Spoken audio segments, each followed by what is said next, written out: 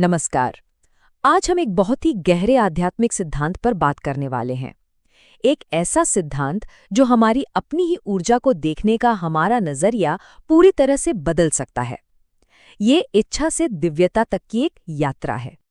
और इस यात्रा के केंद्र में है एक विचार, संभोग से समाधि तक।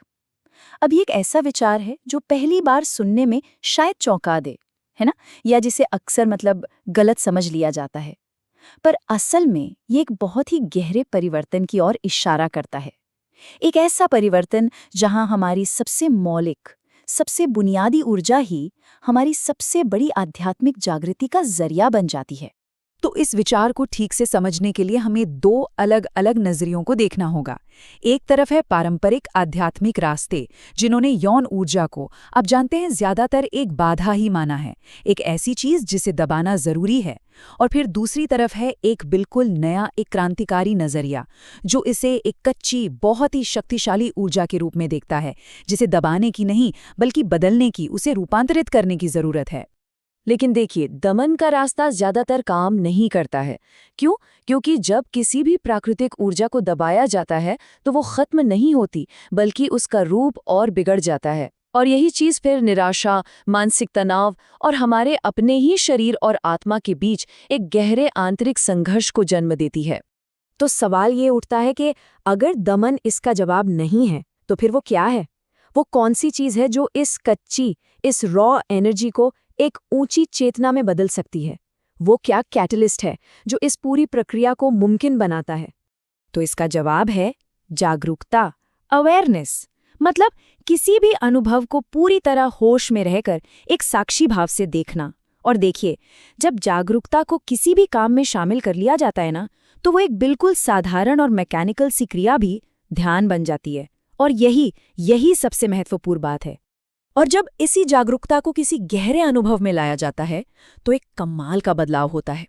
मन एकदम शांत हो जाता है, विचार जैसे थम से जाते हैं, समय रुक जाता है, और वो जो मैं का भाव है, हमारा अहंकार, वो कुछ पलों के लिए जैसे घुल सा जाता है। ये वही पल हैं जो हमें ध्यान की गहरी अवस्था का एक स्वाद देते हैं। तो ये जो ऊर्जा की यात्रा है, ये 4 चरणों में आगे बढ़ती है।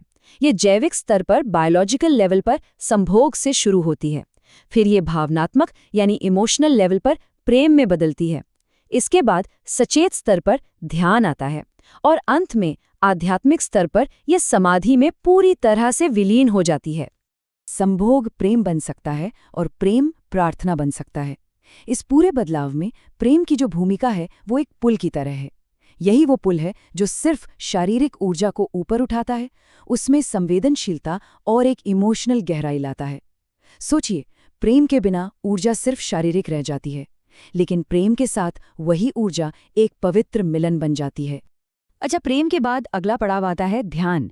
इसे एक तरह की आंतरिक कीमिया या इनर एल्केमी कह सकते हैं।